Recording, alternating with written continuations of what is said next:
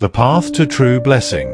Friends, brothers, and sisters, we all want to be blessed. We all chase happiness and success. But the world tells us that blessing comes from power, wealth, and popularity.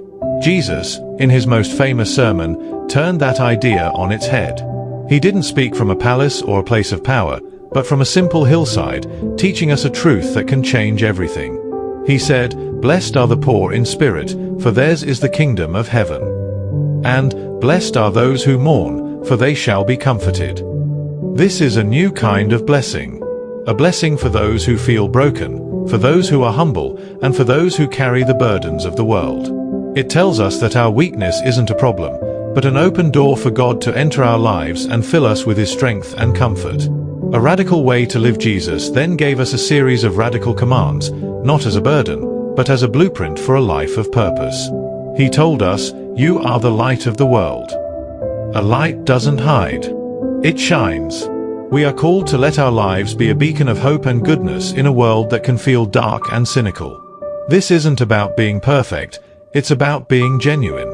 It's about letting the goodness of God shine through everything we do. He also gave us a new law: love your enemies. This is perhaps the hardest command of all, but it is also the most freeing. When we refuse to give in to hatred, when we choose to pray for those who persecute us, we take back our power from them. We break the cycle of anger and vengeance, and we become agents of God's redemptive love in the world. The foundation that holds. Finally, Jesus brought his message to a close with a simple, powerful story. He spoke of two men building houses, one on the sand and one on the rock.